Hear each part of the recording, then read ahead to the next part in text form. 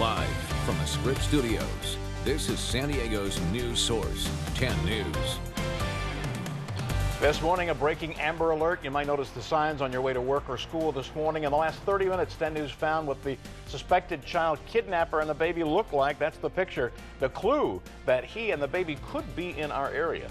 Only on 10 News, a parent says he photographed this San Diego school bus with kids in the back and a distracted driver in the front. Some new information in this half hour about this photo sparking outrage this morning. Plus, They start yelling at me, open the door, open the register, and they start stabbing me with a little knife. Overnight, that gas station clerk fights back against a would-be robber. The disguise police say the attacker was wearing. good morning. You are waking up to what's brand new happening now. It is 6 a.m. Melissa Masiha watching the roads for you. Let's start with Robert Santos first with your soon-to-be warmer forecast. Oh, yes. Yeah, we got several hours to get there. Until then, though, it is chilly, and yes, we will get warmer. Starting off mostly clear right now across from the coast to the deserts. And you notice the temperatures there, 48 degrees, so a lot more 40s popping up even along our coast. Sunrise at about 6:11 officially. Coast Planner shows we will have a lot more sunshine, and as Virginia mentioned, we will warm up 77 for a high at the coast. This is warmer than yesterday, so from the 40s and the inland valleys, we'll get to about the low 80s for our highs, feeling like summer. All right, in about 10 minutes, how cool it is from the coast all the way out to desert, and then just how warm we're going to get. Melissa Masiha, now 10 News Time Saver Traffic. And we're starting off our 6 a.m. hour on the right foot here. No crashes to speak of right now. Earlier hazards have all cleared up. Now, if you're going to be taking the Coronado Bridge, beautiful shot of the sunrise here, and you can also see the traffic heading into the island. It is picking up, so you might experience a little bit of stop and go once you head into the city, but for now, the bridge is in good shape. We'll take a look at other areas, and if any new problems pop up, I'll give them to you here. Your next traffic check in 10 minutes. Thank you, Mel. At 6:01, we have some breaking news. There is a statewide search going on right now for that man. He's the father accused of kidnapping his infant son. And in the past 30 minutes, 10 News got this picture of him. And he may be here in San Diego. 10 News reporter Hannah Mullins is live along the 805 near Telegraph Canyon Road with what drivers will likely notice this morning. Hannah? And Virginia, on your way into work or school, you may see signs just like that, and keep an eye out to help find the missing newborn. Henry Guler Romero is just 2 weeks old. The suspect is his own father, 22-year-old Masut Guler, and just minutes ago we found a Facebook profile that matches his. It started in the family's Sunnyvale home yesterday when Henry's parents got in a fight. Police say Henry's dad took him and made threats to leave the state. Adding to that concern, they say he's threatened to harm himself and the baby in the past. Now, around midnight, Sunnyvale police picked up a ping from the suspect's cell phone on the 805 at Balboa Avenue right here in Kearny Mesa. So be on the lookout for a tan 2004 GMC Envoy, California plate 6HIL892. The large American eagle on the back window should help it stand out. We're live in Chula Vista. Hannah Mullins, 10 News. Hannah, thank you. 2 minutes after, now to a developing story about the safety of your children. 10 News is investigating a parent's report with pictures that he saw a San Diego school bus driver reading and writing behind the wheel with children on the bus. That's the picture he showed us. 10 News reporter Marie Cornell live at the district motor pool in Kearny Mesa, where she just spoke with somebody from the district within the last 15 minutes. I'm dying to hear what they had to say about this, Marie. Well, Bill, first I want to let you know within the last hour we have seen bus drivers leaving this depot to begin their day. Talking to the district's communications director, she admits to seeing this picture, but will only say they're investigating this claim. Let's revisit what this is all about. A furious parent took this picture of a school bus driver who he says appeared to be reading and writing while at the wheel. Miles Cooper says he had just dropped off his daughter at school when he noticed his San Diego Unified School District bus wasn't keeping up with traffic getting onto the westbound 8 at College Avenue.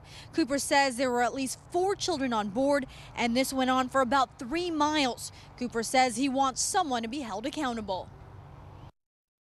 If someone did something wrong, they got to be disciplined for it. What it is, that's not up for me, that's up for the school district.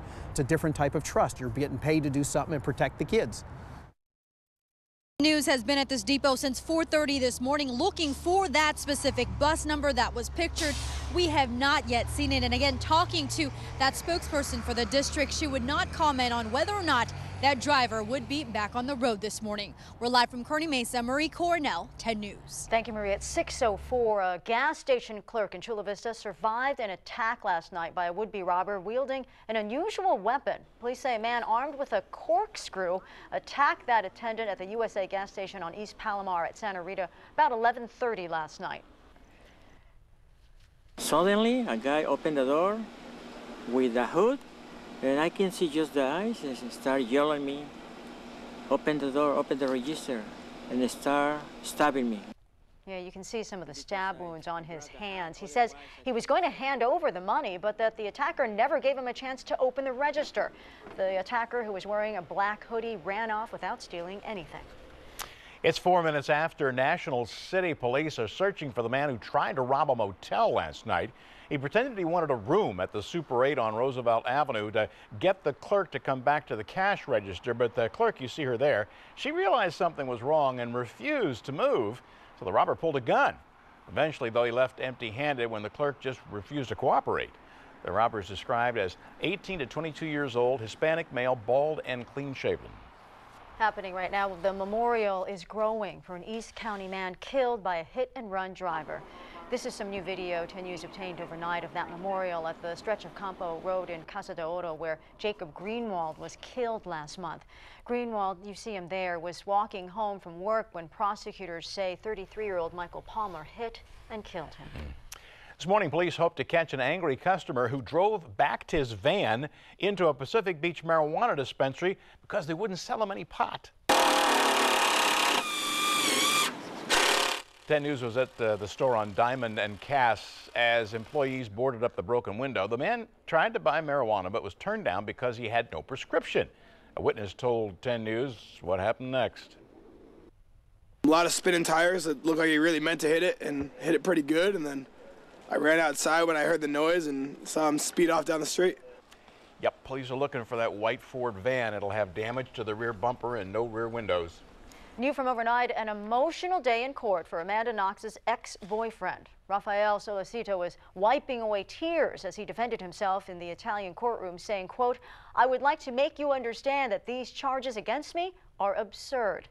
Both he and Knox were convicted for the 2007 death of Knox's British roommate, Meredith Kircher. The convictions were overturned in 2011, and Italy's Supreme Court, though, then ruled the case had to be retried. Also overnight, a DNA expert testified that tests show DNA from the presumed murder weapon matches Amanda Knox, who you see there, not her roommate. Today, President Obama will pitch Obamacare in Texas, the state with the highest rate of uninsured Americans.